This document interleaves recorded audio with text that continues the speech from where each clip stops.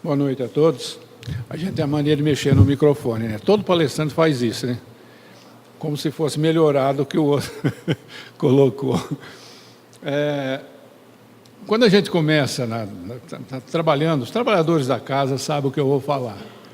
As pessoas, aqueles que estão iniciando, as pessoas que querem, que se entusiasmaram com aquilo que viram através de um trabalho qualquer da casa e se apaixonaram, foram atendidos fraternalmente e tal, normalmente eles perguntarem para a gente assim, onde eu começo? Qual é o melhor livro para eu ler agora? Está a fim de aprender?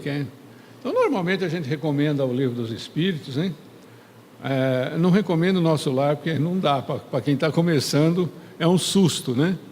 Mas acontece que alguém fala, leia o Nosso Lar, que você vai ficar sabendo tudo como é que é. A pessoa, se não tem experiência, acaba assustando, né? Mas isso é normal, as pessoas quererem saber. O tema que eu vou falar hoje é exatamente sobre isso. A filosofia espiritualista e um pouco sobre os livros, quais são os mais recomendados para ser lido. E, fundamentalmente, eu quero deixar claro a questão dos porquês dos livros. A gente vê tanto livro por aí de espíritas ou ditos espíritas, mas como é que começou essa história? Por que que este livro veio antes daquele? Por que que esse só veio 30 anos depois? Por que que veio aquele primeiro? Qual era o objetivo da espiritualidade? De permitir que as revelações do mundo espiritual fossem passadas a nós de uma forma organizada. Porque a gente normalmente não pensa nisso, mas havia e há um projeto, há uma proposta, houve também no começo uma proposta de revelação, né, dos postulados espíritas de uma forma organizada. Então, o Chico Xavier foi recebendo coletâneas de livros com o objetivo de atingir certos projetos, certos pontos. Tá? Então, a filosofia espírita,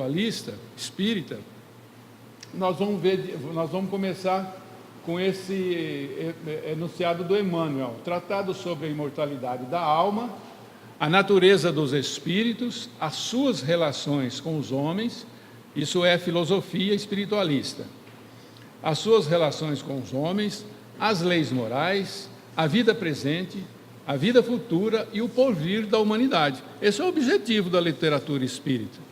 Tem muitos livros por aí, ditos espíritas, que não estão preocupados com isso, mas nós vamos pegar, para quem gostaria de conhecer e ler, nesse sentido. Então, a primeira coisa que a gente vai observar é o Pentateuco, os primeiros livros da doutrina, que são os fundamentais. Em 1860 sai, em 1857, a primeira edição do Livro dos Espíritos, depois em 1860 a segunda, 1861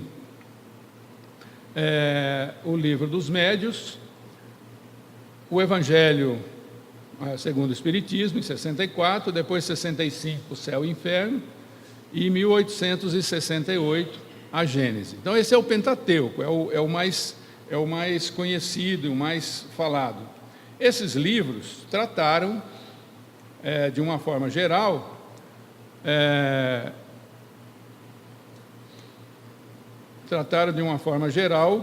dos conceitos da doutrina espírita e do pensamento de Kardec, o codificador, no sentido de trazer essas informações.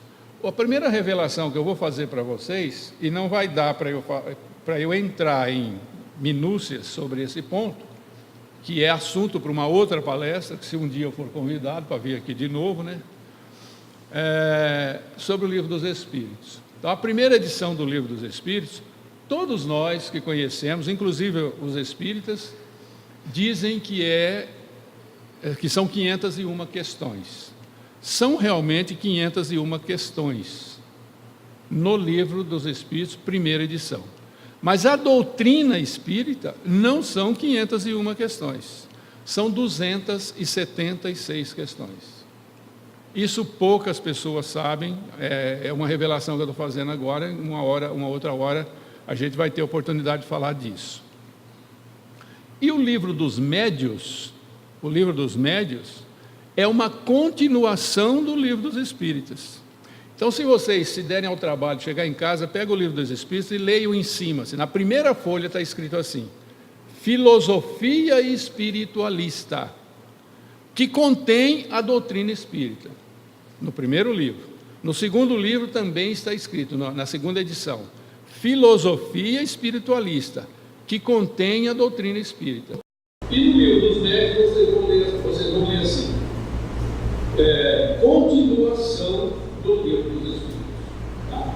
Mas isso é um assunto para uma outra palestra. Hoje o que me interessa hoje é falar sobre essa sequência interessante de livros. Então, o primeiro ponto que nós vamos falar é do livro dos Espíritos. É uma filosofia espiritualista contendo os princípios da doutrina espírita. É isso que eu acabei de falar agora. Tá? É um tratado sobre a imortalidade da alma, a natureza dos espíritos, as suas relações com os homens, as leis morais, a vida presente, a vida futura e o poder da humanidade. Esse é o certo conteúdo do livro dos Espíritos, que nós temos hoje, chamamos de livro dos Espíritos, mas na verdade ele está escrito no livro dos Espíritos, mas Kardec fez questão que eu tenho a versão em francês da primeira edição, da segunda edição, e a tradução do Herculano Pires e dos outros tradutores foram fiéis. Está lá na primeira parte, Filosofia Espiritualista, contendo esse livro, além de outras coisas, a doutrina espírita.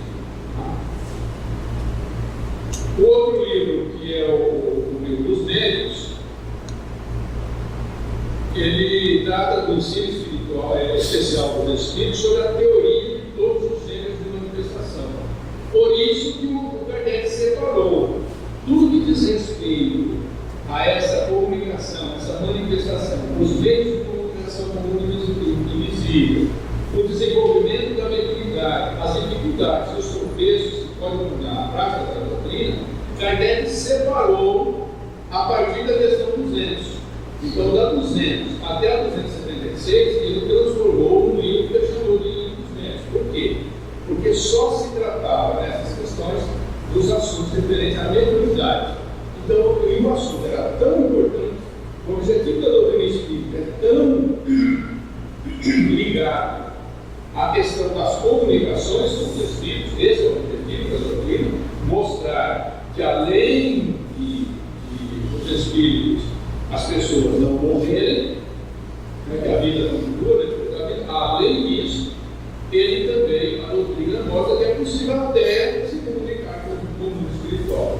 Esse ponto extremamente importante, Kardec separou e colocou, fez um livro à parte chamado Livro dos Médios.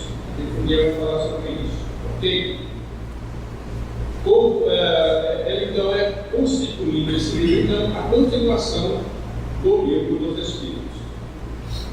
Em seguida, Kardec lança, eu não estou vendo lá, mas eu acho que está sendo não está tendo problema, contendo explicações das máximas morais de Cristo em concordância com o Espiritismo, as suas aplicações em diversas circunstâncias da vida. Quando Kardec lança o livro dos Evangelhos segundo o Espiritismo, ele já tinha toda a experiência no Espírito que codificou a doutrina. Ele tinha capacidade, gabarito para poder analisar os evangelhos à luz da doutrina espírita. Tá? Então ele tem uma frase muito interessante que diz lá que a fé que estava lá é somente aquela que se pode encarar a razão passo a passo em todas as épocas da humanidade. Depois vem o livro Céu e Inferno, que faz um exame comparado das doutrinas sobre a passagem da vida corporal e da vida espiritual, uma análise sobre a questão de se existe, se não existe, se existe céu, se existe inferno. Foi um livro muito interessante. Sobre as penalidades das recompensas, né, que normalmente o ser humano naquela época tinha essa ideia, né, o fogo eterno do inferno, ou as árvores, né, dos céus. E falando também sobre os anjos, os demônios, sobre as penas. Numerosos exemplos nesse livro, um monte de exemplos de manifestações espirituais sobre os problemas de relação da vida, da finalidade da vida, os problemas enfrentados pelo Espírito na sua condição de Espírito desencarnado. Os milagres e as predições segundo o Espiritismo estão na Gênesis, e a Gênesis é um convite à ciência, né, naquela época. A doutrina espírita é a resultante do ensino coletivo dos Espíritos, através da Gênesis, e ele traz também o cerne do livro, é um convite à ciência, né, a cuidar da construir a Gênesis segundo as leis da natureza. Então, Kardec mexe com a ciência na época, quando ele lança a Gênesis à luz da doutrina espírita também. Não está escrito isso, mas todos os livros que vieram depois, na sequência dos livros dos Espíritos, são livros, as revistas, a revista espírita e outros livros que não fazem parte do Pentateuco. Kardec escreveu sempre à luz da doutrina espírita. Então, a partir do momento que ele concluiu a doutrina, as 276 questões, as organizou e elas foram depois analisadas pelos espíritos do grupo, né, do Espírito da Verdade, sob a orientação de Zé, que foi o livro do Espírito que usou disso, durante 10 meses, para garantir que não havia nenhum equívoco. Então, nessas alturas, Kardec já estava super experimentado na questão dessa relação, dessa realidade da vida espiritual. Então, ele começa a escrever outras obras do livro. Então, o que eu trouxe aqui para vocês hoje, para nós estudarmos, fora do Pentateuco, foram as fases distintas em que os livros foram surgindo, foram autorizados sob a orientação do Emmanuel através do Chico Xavier. Então, o maior expoente que nós podemos aqui analisar a razão dos livros, das obras espíritas, reveladoras, né, sobre o tema da espiritualidade, vieram através do Chico Xavier, orientado pelo Emmanuel. E teve, então, uma certa ordem para que esses livros fossem surgindo e forem sendo lançados. Então, teve a primeira fase, que foi chamada de fase do chamado, a fase em que os livros mexiam com as pessoas, com os intelectuais, mexia com a igreja, mexia com os poetas, mexia com todo mundo. Mas era necessário que assim fosse feito. A segunda fase foi a fase de esclarecimento, na complementação dos livros da codificação, e decidi a tarefa de Emmanuel e quem disse as obras de André Luiz. Então, as obras de André Luiz já chegaram na segunda fase dos objetivos, do planejamento dos Espíritos com relação à revelação daquilo que é a doutrina espírita hoje. E a terceira fase foi a fase da consolação. Tem início após o cérebro de Gabor, que foi aquele programa que muita gente até ouviu falar na TV Tupi, em 1970, depois de 72, em que escancarou o espiritismo no Brasil, foi um verdadeiro tumulto, né, com relação a um programa que normalmente durava 1 hora, durou 5 horas a primeira tendo em vista, né, o interesse que o povo tinha naquilo. Então teve início após aquilo o lançamento de coletâneas de mensagens. Aí começa a fase da comunicação dos espíritos, filhos com as mães, pais com a esposa com os maridos, etc. Então, tudo dentro de uma certa organização. Tá? O primeiro livro lançado, nessa ordem do chamamento, foi para arrebentar a boca do balão, como a gente diz aí no popular, né? Foi realmente para mexer. Foi dia 9 de julho de 1932, ele foi uma antologia de poemas, né, de categoria poetas desencarnados, né? Mexeu com a Academia Brasileira de Letras, espíritos do nível de Afonso Guimarães, Augusto dos Santos, dos Anjos, Alta de Souza, Casimiro Cunha, né, Castro Alves, Guerra Jungueira. Esse livro abalou o Brasil, está colocado ali, causou uma grande discussão dentro dos conhecedores, dos intelectuais que conheciam os poemas e conheciam os autores. Eu trouxe aqui uma anotação que eu vou mostrar para vocês rapidinho, para não estourar o nosso tempo. O jornalista Manuel Quintão, prefaciando o livro, analisou para afirmar não mais subjetivo, mas objetivamente, a sobrevivência dos seus intérpretes. Ao ler Casimiro, reviver primaveras, recitar Castro Alves e sentir-se como as flutuantes, declarar Junqueira é lembrar a morte de Dom João, frasear a luz dos anjos evocar eu. São obras desses autores.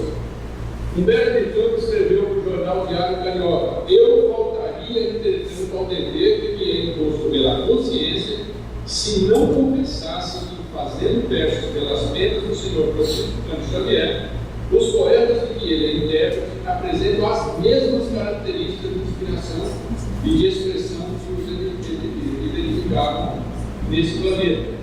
Zeferino Brasil escreveu uma crônica no jornal Correio do Povo: seja como for, o que é certo é que ou as poesias em apreço são de fato dos autores citados, ou foram transmitidas do além ao menos que as psicografou.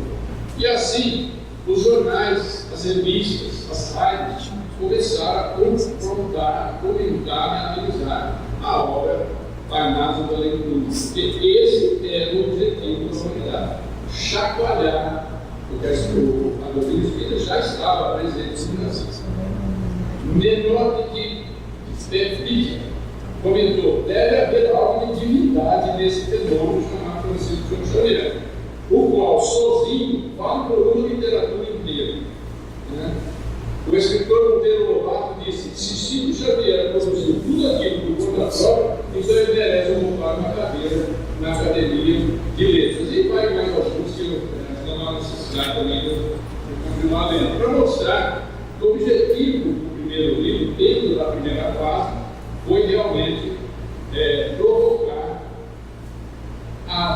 os intelectuais.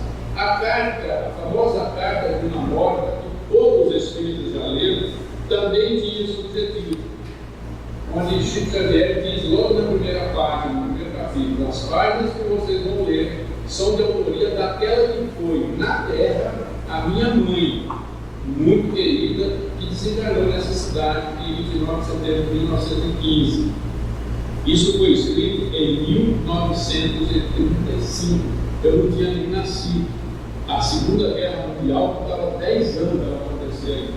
O Chico Xavier recebe e mexe com as pessoas do Brasil com esse livro, porque esse era o objetivo, chamado Humberto de Campos, Crônicas de Além do Mundo. Aí está o livro com a minha lembrança humilde, que ele possa receber a bênção de Deus constituído um conforto para os aflitos.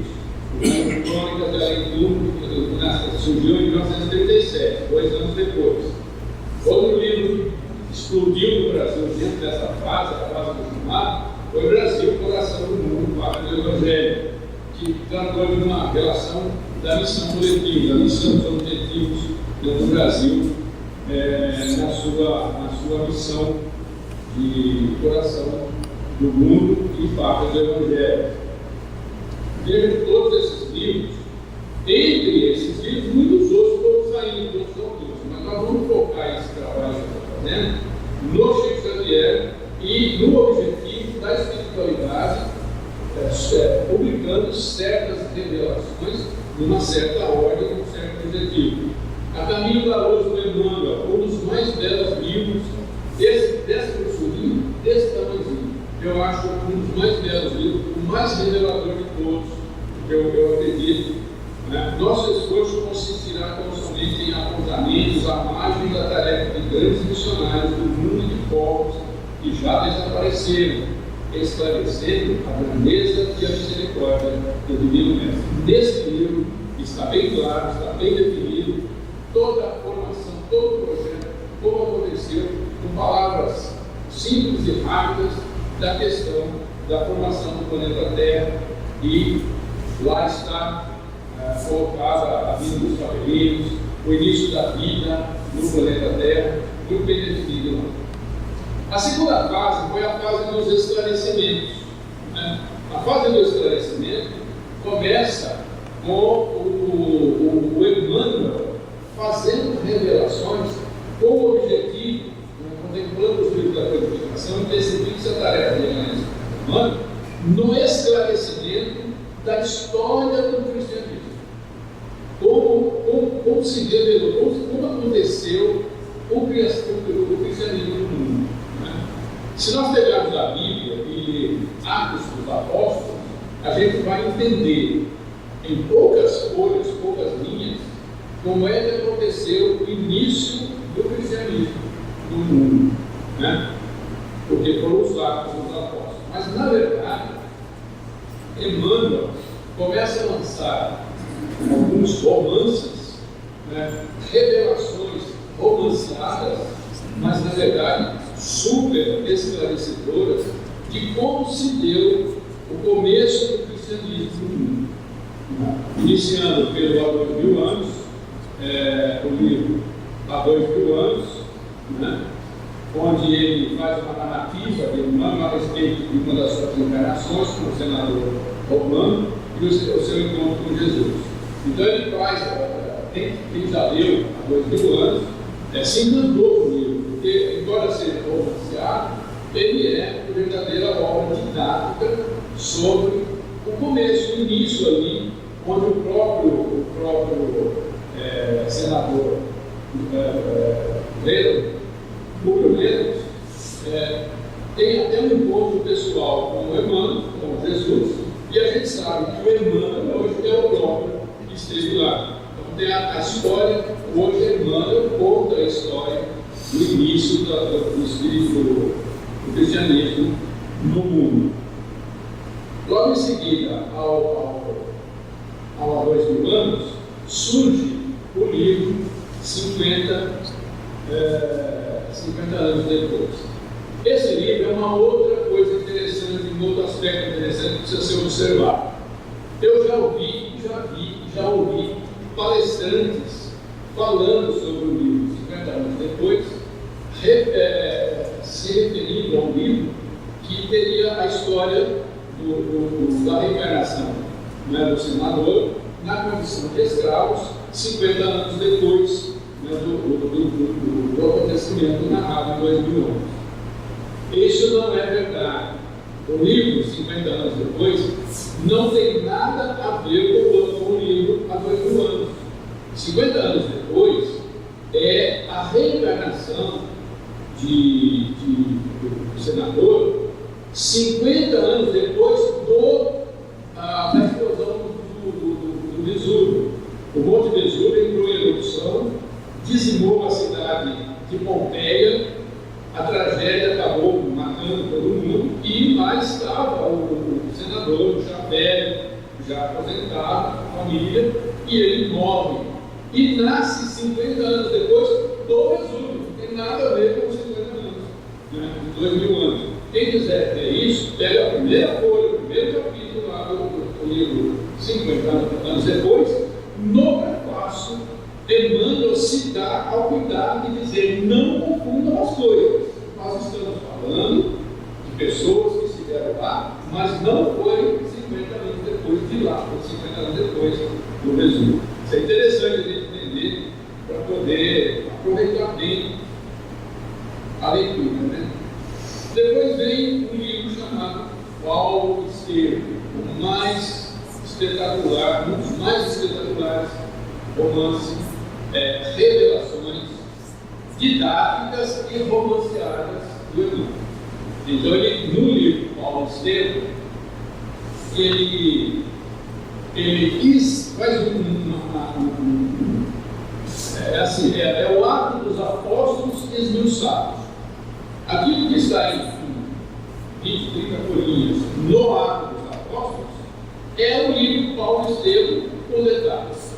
Então, todas as passagens que a gente vai vendo no livro Paulo Estevam, se você quiser acompanhar o ato dos apóstolos lá, você vai ver que ele conta com muito mais detalhe, muito mais riqueza de detalhe, a história do cristianismo, o início do cristianismo no mundo, principalmente do trabalho de Paulo. E aí ele conta a história de Paulo. Mas, na verdade, essa história é contada assim, com muita sutileza, tá? Sem muitos detalhes, no ato do Paulo. Tá? Recorda as lutas e testemunhos, porque passou Paulo de Tarso na tarefa da divulgação do cristianismo. Então, veja, primeiro o impacto, né, dos livros que mexeram com as pessoas, aguçou a curiosidade aqueles que se interessam pelo Espiritismo. Aí começa a vir as revelações, que foi a segunda fase. Nesse livro, Paulo Estevam, há um detalhe interessante que eu gostaria de colocar aqui. Esses 4 livros, o Caminho, Verdade e Vida, Fonte de Vida, Pai Nosso e Vinha de Luz, ele me despertou uma curiosidade, esses 4 livros, porque eu comecei a ler e a observar um detalhe interessante.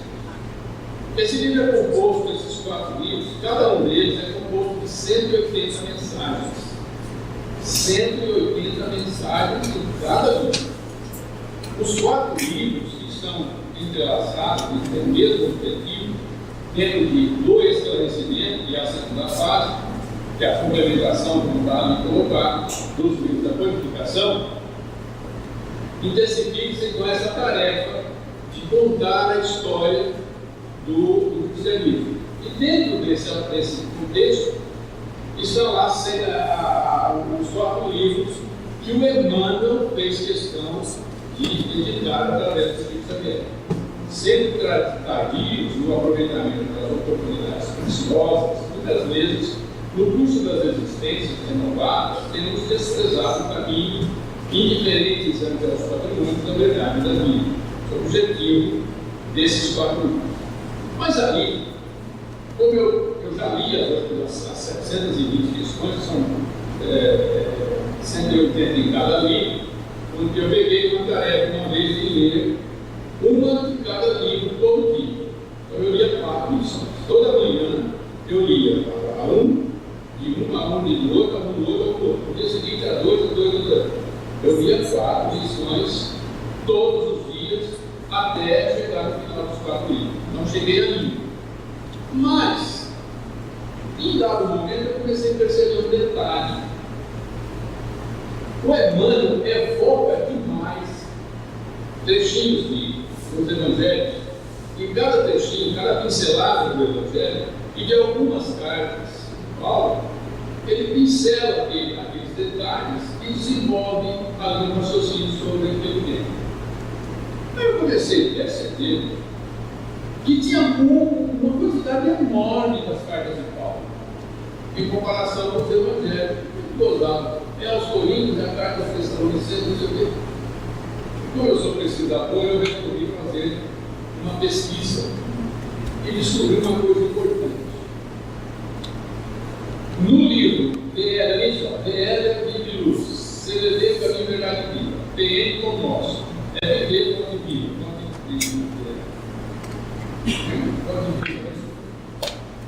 Mateus aparece no Vinha de Luz 23 vezes. No Caminho, Verdade e Vida, 22 vezes. No Pão Nosso, 13 vezes. No Fonte de Vida, 23 vezes. Ou seja, 81 inserções dos Evangelhos nos 4 livros. Marcos, 8, 18, 13, 7, 46. 95 de Lucas, somando os 4 livros. 111 de João, o Evangelho de João foi muito usado por Emmanuel. Mas olha que interessante, 26 inserções de Efésios. A carta que Paulo escreveu aos Efésios, ele tirou 26 pinceladas desses 4 livros. 13 na carta aos Colossenses, 31 inserções da primeira carta aos Coríntios, na segunda carta aos Coríntios, 12 inserções, somando, fazendo o somatório. Aos Gálatas, 10, Romanos, 34, Timóteo. Ou seja, as inserções,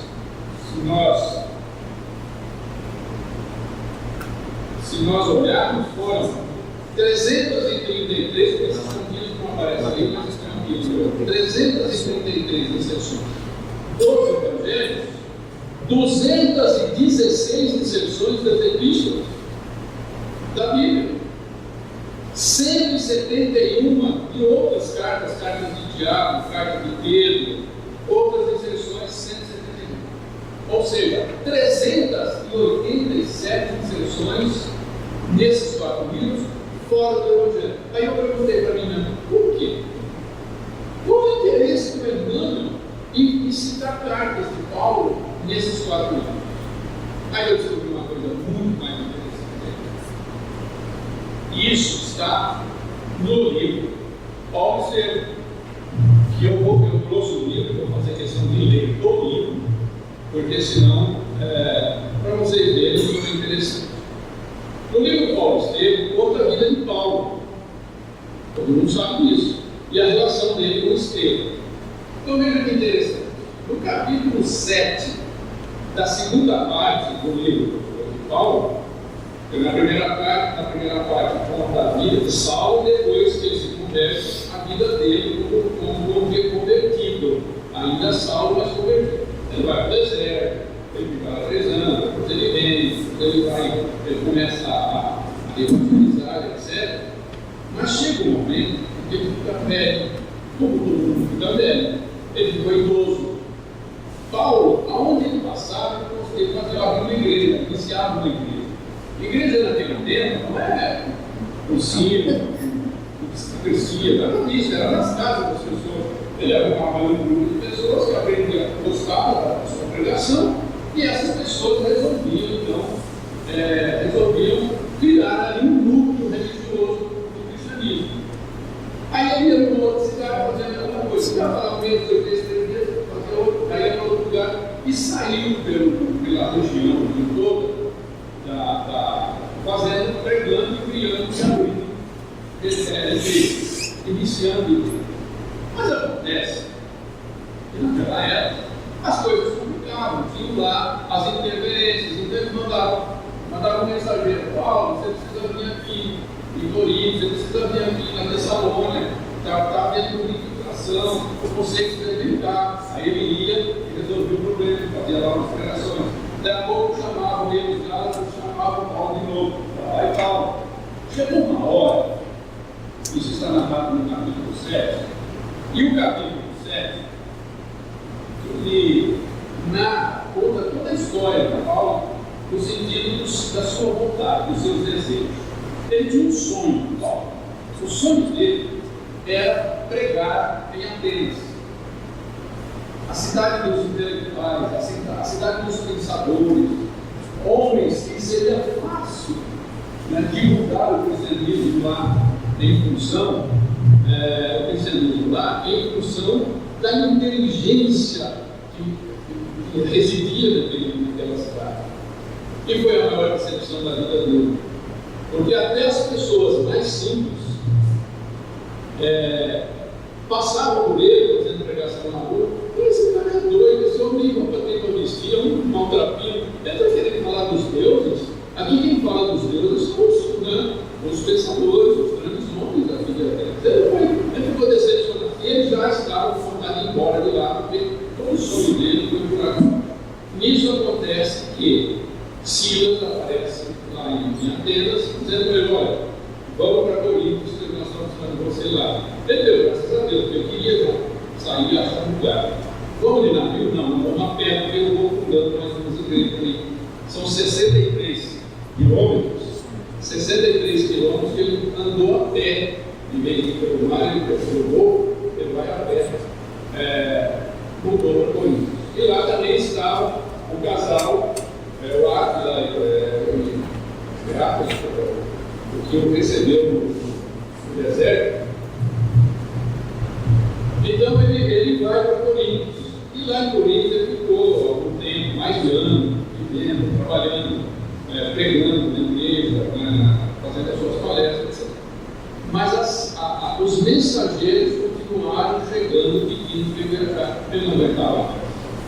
Eu não tenho mais condições de sair para visitar as pessoas. E um dado dia, certo momento, ele estava terminada a cerimônia na igreja, ele entra em pânico. Ele começa a entrar em desespero, porque ele não conseguia mais atender as pessoas. E nisso chega alguém da Tessalônica dizendo: Paulo, você precisa ir lá. Está uma baderna, você precisa lá botar a ordem nas coisas, porque hoje tem. Ele canta. Terminada a missa, ele está sentado numa cadeira, ele começa a orar.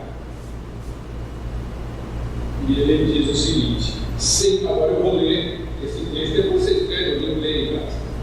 Sentindo-se incapaz de atender a todas as necessidades ao mesmo tempo, o abnegado discípulo do Evangelho, valendo-se um dia no silêncio da noite, quando a igreja se encontrava deserta, rogou a Jesus, com lágrimas nos olhos, não lhe faltasse o socorro necessário para o cumprimento integral dessa tarefa.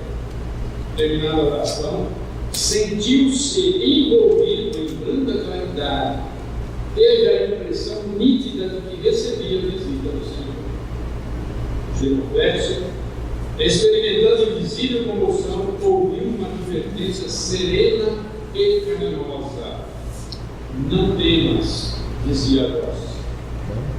Prossegue ensinando a verdade e não te cales, porque eu estou contigo. O apóstolo deu curso às lágrimas que fluíam do coração. Aquele cuidado amoroso de Jesus, aquela exortação em resposta ao seu apelo, penetraram minha alma em ondas cariciosas. A alegria do momento dava para compensar todas as dores que padeceria nesse caminho.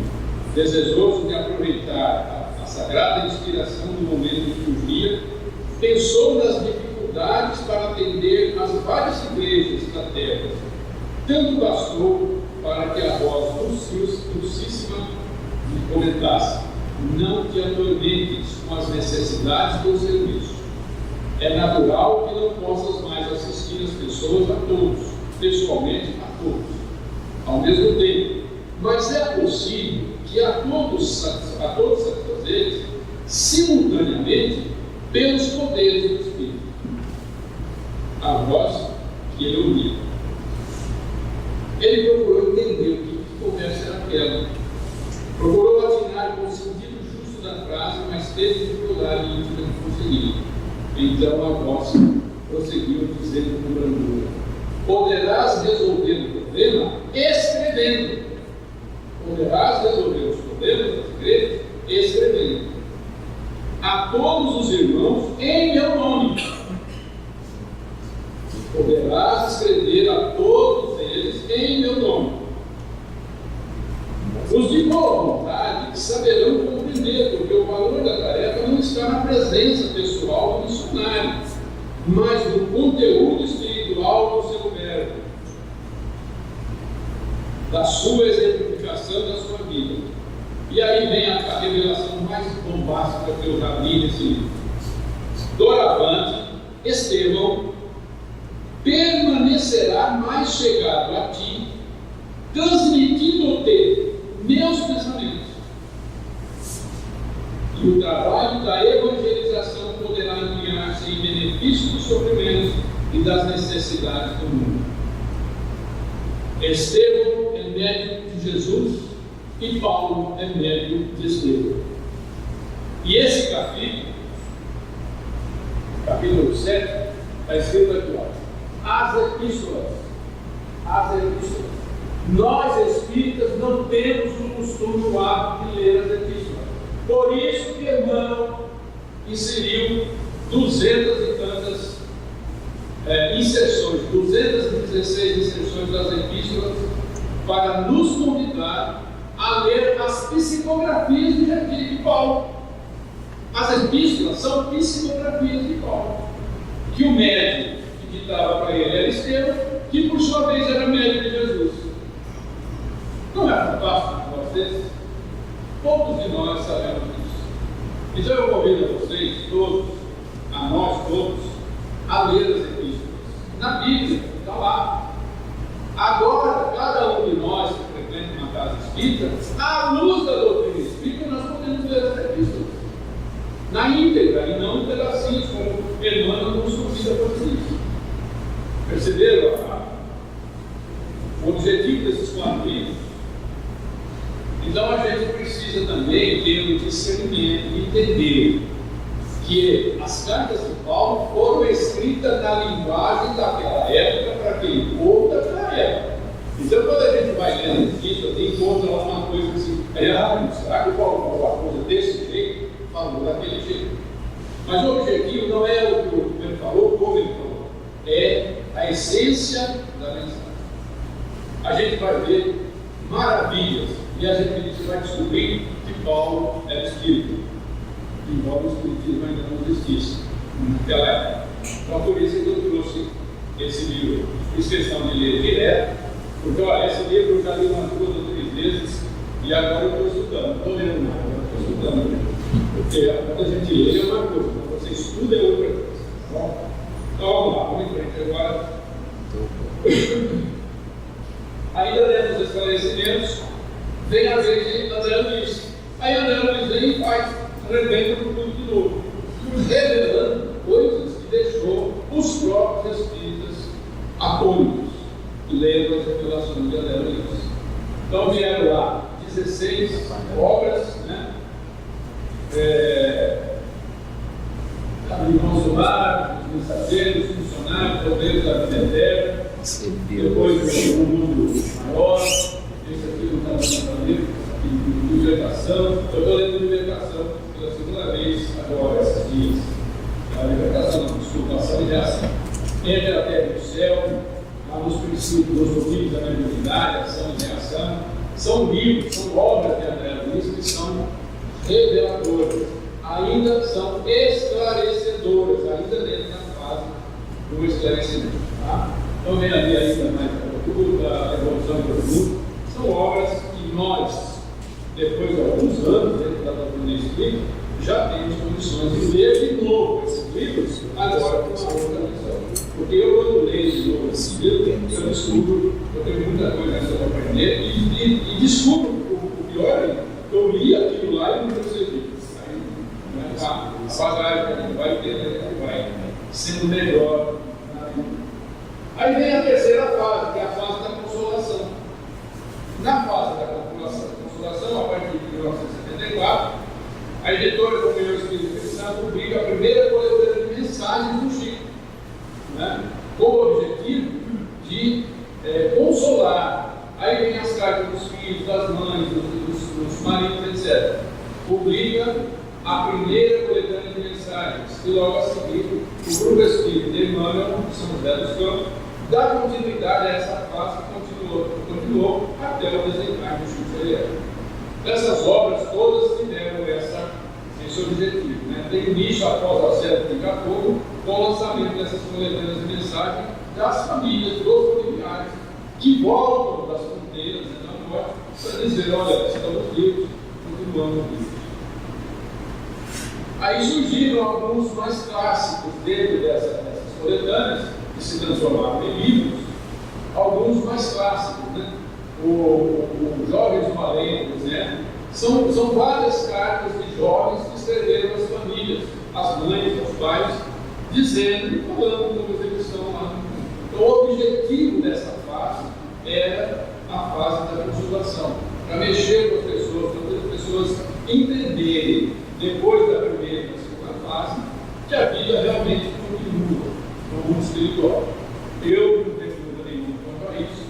Já conversei com meu pai, depois de 40 anos de casado, depois de 40 anos de se encarnar, né?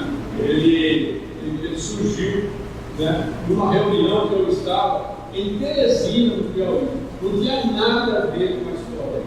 Eu simplesmente, numa reunião mediúnica, eu trabalhei lá, e lá eu me envolvi, né, com o Centro de Espíritos, para não perder a oportunidade, dei algumas palestras lá também. Um belo dia, eu estou numa reunião mediúnica na casa de uma pessoa, porque lá no Nordeste ainda tem essa coisa de fazer reunião mediúnica em casa. Não é como aqui que já está mais muito difundido isso, mas lá não, lá as pessoas têm o costume de toda quinta-feira na casa de fulano de tal tem uma lá um médico incorporado. E esse médico, eu conversando com ele, eu percebi que a conversa incorporou, começou a falar umas coisas, eu falei, que assunto é esse? Aí a Cássia, né, que era a pessoa que trabalhava na casa dela, a Cássia falou assim: o senhor por acaso é o padeiro? Ele deu um suspiro por esse Cássia, né? Fizemos um diálogo de mais de 20 minutos, eu gravei em fita, eu tenho gravado em fita, então eu tenho tudo que era ele. Mas eu não me invocava. Aí eu perguntei para ele: escuta, você apareceu do nada? Como é que foi? Por que você está aqui hoje? Porque você falou muito em mim essa semana. E realmente, eu lembrei que nós estávamos no alojamento, e lá no alojamento, a gente sem fanatismo nenhum, não perde a oportunidade de ensinar um pouco, de falar disso. Então, conversando com as pessoas, eu acabei invocando ele veio na reunião, conversou comigo.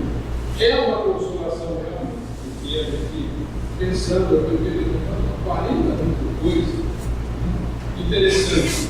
Aí perguntei a encarnação dele, e ele, que foi um homem excelente, espetacular, morreu muito cedo, com 34 anos de idade, morreu de leucemia.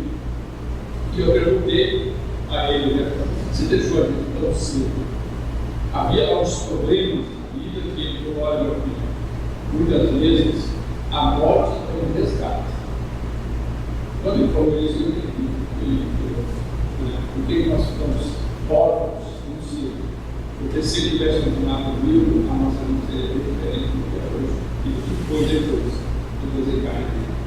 Mas ele era um espírito convicto. Uma outra hora qualquer, para vocês, inclusive, a desencarne dele não aconteceu. O livro Amor e Saudade também temos esse conceito, né, de consolação. E Enxugando Lágrimas, um livro espetacular, baseado nesse livro, inclusive, nós estamos no grupo lá no nosso centro, tratando com o nome de Enxugando Lágrimas.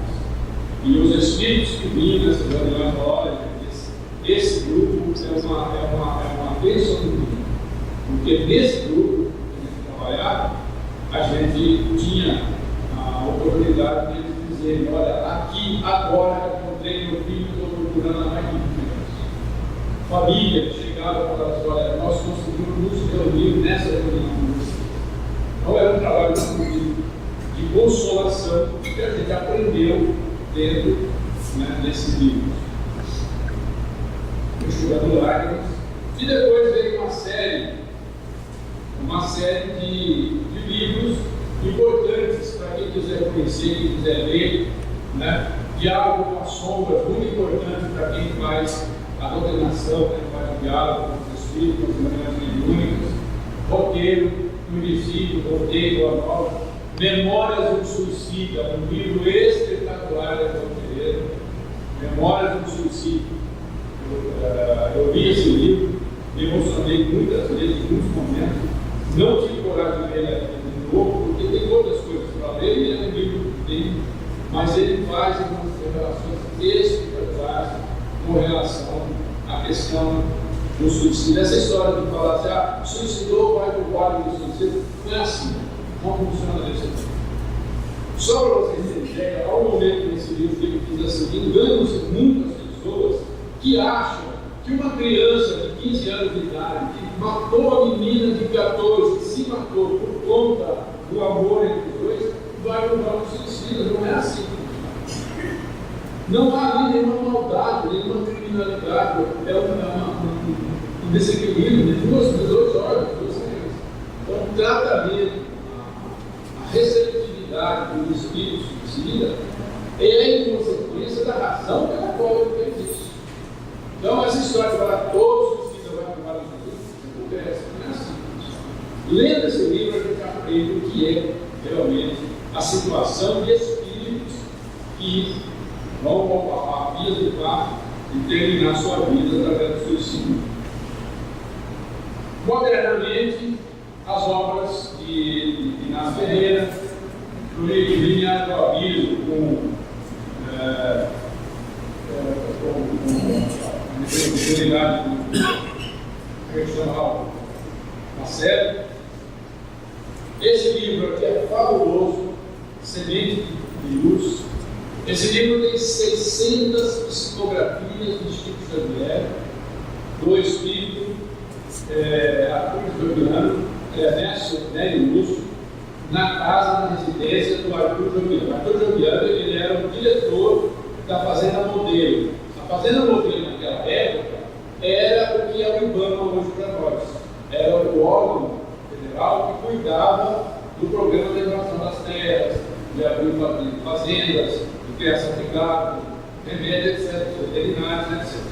Então, o Chico Xavier trabalhava lá. E toda quarta-feira ele ia para a casa do patrão, que era o Romulo Joviano. E o Arthur Joviano era o Nélio Lúcio, é o personagem do livro 50 anos depois. E o Arthur Joviano é o avô, o pai do Romulo Joviano, que era o patrão do Chico Xavier, na Fazenda Modelo. E ele morava na fazenda. E o Chico também ficava lá e ia às quarta-feiras fazendo psicografia, olhando mediúnica na casa do Arthur Joviano, do Romulo Joviano. E o Arthur Joviano, que era o vô, vinha e passava as suas mensagens. 600, e essas mensagens eram guardadas, depois passadas a livro, né, pela esposa, e ela saiu foi guardado, foi datilografado, guardado, e depois do desencarne do Chico, a filha, que tinha 14 anos na época, era que arrumava a mesa, processões, punha água, etc. Hoje, eu esqueci o nome dela agora, ela pegou eles pegaram esse material e estão publicando obras a partir disso. Essas 600 e tantas mensagens têm revelações espetaculares. Por exemplo, Arthur Joviano tem um dos dias lá, 1930, 40, não sei o que, ele diz: olha, o nosso irmão André Luiz, sob o auspício do Emmanuel, iniciou o livro Nosso Lar. Aí, mais uns dias na frente, ele diz assim: estamos felizes porque a obra Nosso Lar está pronta e vai ser publicada. E assim, lendo essas mensagens, a gente vai acompanhando tudo que vai acontecendo. Esse livro chama Semente de Luz. E vou dizer uma coisa para vocês: tem uma revelação espetacular, bombástica, numa das cartas. Não vou dizer qual, nem onde ela está. Vou ter que ler mais da metade do livro para achar. Mas vocês vão ficar esclarecidos quando vocês descobrirem o que aconteceu na usina, na siderúrgica de João Levado, Abel Pinheiro. Vocês vão ficar esclarecidos quando descobrirem quem foi o diretor da usina. Quem é a reencarnação de quem ele é. Se você ler livro, eu vou falar. Depois nós temos alguns autores, né, que é uma série de autores, que vieram, né, Matias, Miranda, Menezes, Denis, Marcelo, tal. E para terminar, nós vamos aqui colocar a mensagem do Chico, dizendo: nós não temos condição de imaginar o quanto facilita, olha bem, o quanto facilita aos espíritos bondosos que assistem aos desencarnados, quando estes levam na sua bagagem de desencarnados, na sua bagagem desencarnatória, um conhecimento, uma noção, por menor que seja, do entendimento dessa nossa realidade espiritual. É Chico Xavier, nesse livro, Doutrina Viva, dizendo: é de extrema importância que a gente leia, que a gente entenda, que a gente estude, mesmo que você tenha dificuldade, devagarzinho, um livro de cada vez, livros bons, bem selecionados, para que você não chegue lá no mundo espiritual, na condição de espírito desencarnado, começa a dar trabalho. Depois de ficar 20 anos aproveitando a fase de espírito, chega lá, fica dando trabalho para você. Tá? Então, é um convite para que a gente não ocupe nas reuniões mediúnicas o lugar de quem não tinha conhecimento da doutrina. Uma vez eu caí na besteira, uma reunião mediúnica, eu vou puxando por ele, e na reunião mediúnica, eu era católico, eu era nada, eu era ateu, eu era católico, mas o pastor, um dia eu falei numa palestra, eu falei assim, que a gente não percebe que nas reuniões mediúnicas é difícil vir um pouquinho alguém fala assim, eu era espírita, né? Se era espírita, não precisa vir reunião mediúnica depois. Mais tarde, o irmão, nosso mentor, me chamou, olha, você não fala com essa bobagem, porque a verdade é a seguinte, quem frequentou o centro espírita 20 anos, a gente não deixa de ficar com algum lugar que ele não frequentou. Depois de desencarnar, a gente dá trabalho e ocupar espaço na nação de um já devia saber, então não deixa de participar. Mas essa é a verdade. Então, para encerrar, eu convido vocês a meditarem sobre esse tema e a perceber a importância que é nós que somos convidados a essas celebrações, a gente se instruir, a gente conhecer mais, para a gente ter um bom resultado. Eu desejo a todos um bom resultado.